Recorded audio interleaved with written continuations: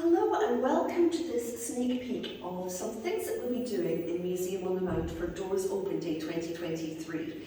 We only have a small selection of our things that we have in our collection out on display. We have thousands of other items, either here in museum stores or at our archive in Side Hill, that we just couldn't have room to put out. So we decided this year we'd have a little exhibition of some of those things. It's only going to be on for 4 hours on the afternoon of Saturday the 23rd. So we thought perhaps we can give you a quick look this way in case you can't make it down on the day. 1995 was a huge year for Bank of Scotland and certainly a very memorable one. It was the bank's 300th anniversary, its tercentenary, and the celebrations were huge. It was branded as a year to remember, and it certainly was for most people who were working within the bank. There were parties, there were balls, there were celebrations, and there were gifts for every single member of staff. Every person was given a copy of this. Bank of Scotland, a very singular institution, which I have to say is a good read. So if you get a copy of one of these, have a look. It's a good history guide. But all the staff members were also allowed to choose a gift from a catalogue, this one here. And they were high quality, really amazing gifts. We have, for example, a whole range of pieces of jewellery. So we have some gold cufflinks here, we have an Ortac brooch, or there's also a beautiful amethyst bracelet you could have. And if you need something to store it in, we'd even provide a jewellery box as one of the gift options. There were rose bowls, decanters, sets like these, all available to every single member of Bank of Scotland staff. And also some special gifts which are also available to retired colleagues too.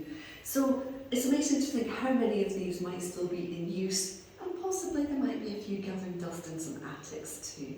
Let us know if you have any. We'd love to know if you're still using yours. We have a lot of very small and humble items in our collection. However, this isn't one of them. This enormous piece of silver was presented to a bank employee, a man by the name of William G. Leggett. And isn't it astonishing? We have not one but 2 trays of about this size that were presented to him, and he really has quite a story. William G. Leggett was born very close to the museum in Candlemaker Row in 1854, and it was thought he would probably fold his father into his business. His father was a whip and thong maker. That's not what you're thinking, it's about horse attire. But he didn't. Instead, he decided to go off and become an apprentice for Bank of Scotland. So he began his career in Dunfermline and eventually moved to St Vincent Street in Glasgow. And he worked his way up the ranks. By 1896, he was an accountant within the bank, and by 1906, he'd been moved to Dundee, where he became an agent, so very much like a bank manager today. He was a big part of the community in Dundee and had many other roles as well as his one in the bank. He was a Justice of the Peace, and he was also treasurer for the British Association of the Sovereign Order of Malta and the Prince of Wales National War Relief Fund, because of course this was in the time of the First World War. Eventually in 1915 he was promoted again and he was moved to be the general manager in Glasgow, and the people of Dundee were obviously very sad to lose him. There was a collection where they bought him this tray and they packed the town hall for the presentation. So he was a very well-liked figure.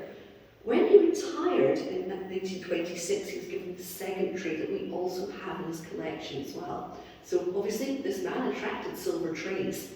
Sadly, he wasn't to live a long time after his retirement. He died just 3 years later in Helensburgh in 1929. It's after he died that some strange things happened with this tray.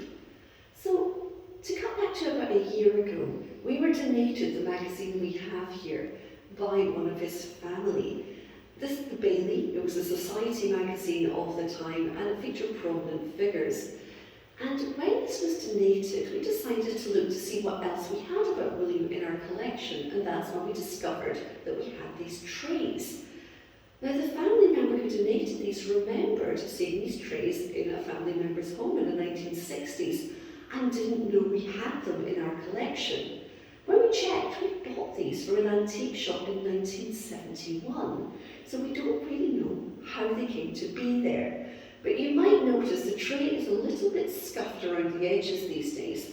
And that's because when the bank bought it, it was for practical use. It went into the silver service that was used for meetings and for important functions. So while this was once decorative, it once became practical. So we are planning to take these marks off because they're now part of the story of the tray. And thankfully, his family are quite happy that we now have them.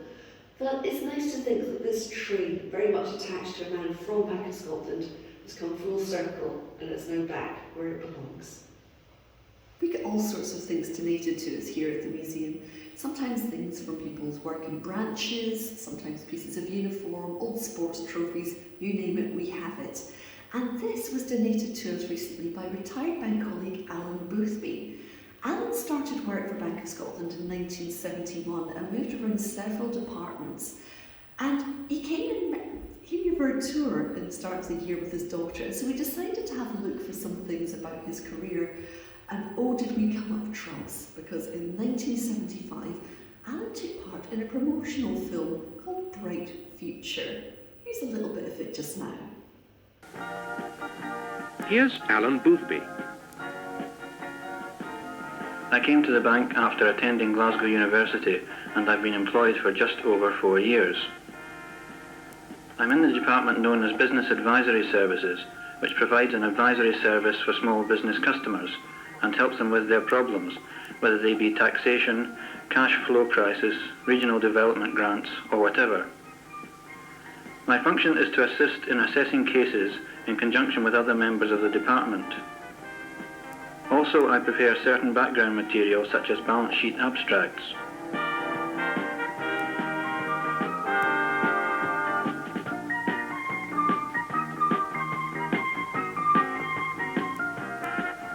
My work includes periodic visits to customers, usually in company with the manager or assistant manager of the department. This can take me over practically any part of Scotland and can cover a wide range of businesses, for example farmers, haulage contractors, bakers and timber merchants. Probably the best training for this department would be a spell in one or more of the branches of the bank, because a good working knowledge of banking is required. You need to have an analytical type of mind to see where the root of a customer's problem lies. Not every customer will come to us and say, "My problem is such and such." Many will simply say, "My affairs are in a mess. What can you do about it?" I enjoy my job because in the 4 years I have been with the Bank of Scotland, I've worked in a variety of branches, undertaken a wide range of work, and travelled throughout the country. Conditions in the bank are good and I look forward to an interesting career. Groovy. But after this, Alan did have a bright future with the bank, and in 1978 he moved to the International Division. It was involved with working internationally with companies, governments and organisations and provided loans and agreements for them. And with this, he travelled the world. He went to at least 17 countries, from as far afield as places like France and Monaco, to Ghana, Israel and even Russia. And it was while he was in Russia, we think he may have become a pioneer. If you're of a certain age, you'll remember the Home and Office Banking Service provided by Bank of Scotland. It was a precursor really to internet banking, where you could do personal banking over phone lines. He wanted to see if this would work from abroad. So he went to the Plessy office in Moscow, the telecommunications company, to see if they could help. They dialed up Prestel, the system used by the post office at the time, to see if it would work. And from there, he then did an international transfer of funds from one account to the other. We think it's the first time HOBS was used abroad, and it was definitely the first time it was used in Russia. But Alan remained with the International Division until it was eventually absorbed into a different department. And when that happened, he was given this sign as a souvenir. This came from the 7th floor of Orchard Bray House and went into a shed for many, many years until it came to us. So we've given it a bit of a polish. We might need a bit more of a polish still, but nevertheless, it's a great little bit of history of someone's working life within the bank. So Alan's sign from the International Division isn't the only sign in our exhibition. We also have this one, but it's not all it seems. For one thing, Well, I've not been doing weight training. This is very, very light. And also, the Manhattan Trust Bank isn't a real bank. To explain more about this sign, perhaps it's best we ask our curator, Doug Macbeth. So, Indiana Jones. I think it's fair to say that I am in my current career as a museum curator because of Indiana Jones, specifically Raiders of the Lost Ark, because back in the early 80s, liking history and archaeology wasn't particularly cool, and liking it could get you beaten up by the school bullies.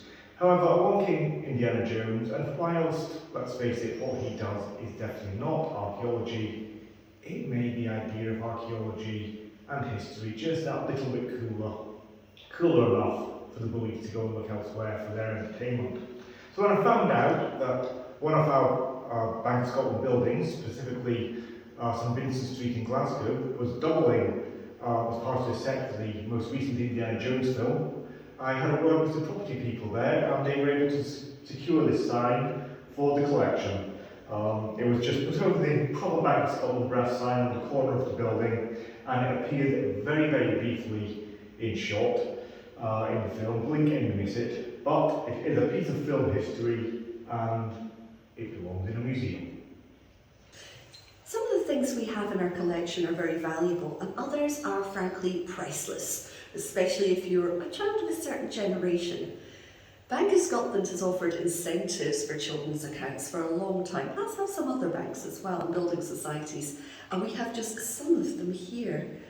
If you're a child of the 70s, you might remember this chap, Henry Hippo, or Henri Hippo, possibly. His name is spelled with an I at the end. He's a bit of an international hippo. He was used for a bank in Finland and also a bank in Ireland too. But this is what you would have had in the 1970s. You could have a small one like this when you open an account, up to this absolute belter here that we have in our stores.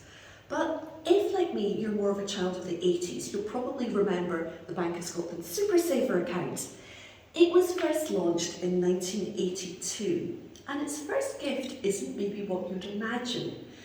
It was all launched as part of a promotion on the back of cornflakes packets with two other banks as well, with Barclays Bank and Allied Irish banks. The whole idea was you saved up tokens, 250p tokens, and you could send that off. Your account would be opened and they would add an extra pound into it for you. There was another way too though. You could also send off for one of these. So if you sent off £3, you'd get this, and when it came back, it would have a £2 token in it, and that would then be paid into your account. So yeah, it's a savings bank of a bank branch. That one didn't last very long. Frankly, it's all a bit confusing. Instead, we replaced it with Super Squirrel. That came along in 1984, and as you can see, he's changed a little bit over the years. There's been various guises. We have, for example, backpacks. You could have your own money box, your little pencil topper in the top, and he's changed his outfits a few times as well. There's lots of promotional events. Commonwealth Games, for example, he sometimes had some. And of course, he's had a bit of a revival on our Facebook page. This one at the end lives with me. And we even have a book about his ventures available in our gift shop.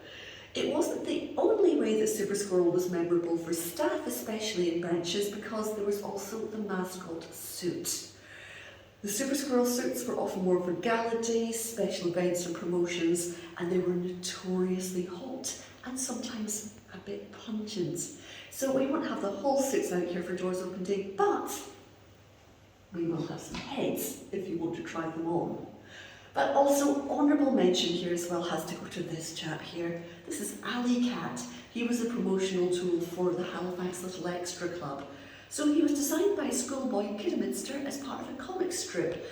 And so he would be Alley Cat by day and he would be Super Cat by night, fighting crime and saving money. I'm not very sure how Super Squirrel would feel about that. 1984 was a big year for Bank of Scotland. Not only did we see the launch of Super Squirrel, we also saw the launch of the Friend for Life campaign. If you're of a certain age, I'm sure it's still familiar, especially the very, very catchy jingle. But with this, we also had the launch of the first branch uniforms. They've changed considerably over over the years and had many different guises, some of which have been more popular than others.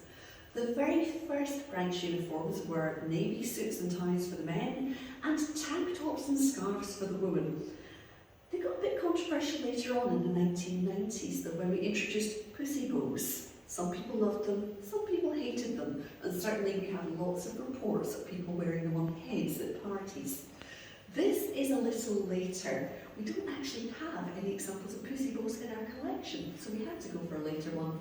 This is from 1998, and it's by the designer Betty Jackson. We changed this uniform for the millennium, and so we have this very plain jacket with a narrow collar, paired with this, which is the Millennium Tartan that the bank had commissioned to be made. This is not the first tartan they had. They also had one in 1995, the Tercentenary. I quite like this. I think it's quite classic. Also has some interesting touches as well, such as the square buttons with the logo of Bank of Scotland on them, otherwise known as the chips and peas. These again look very good, but we've got lots of reports that they're quite fiddly on a Monday morning. So that's our quick look at the exhibition. We hope you can make it down on the 23rd. Remember, it's just going to be between 1 and 5 o'clock, but hopefully we can see you then. Thanks for watching.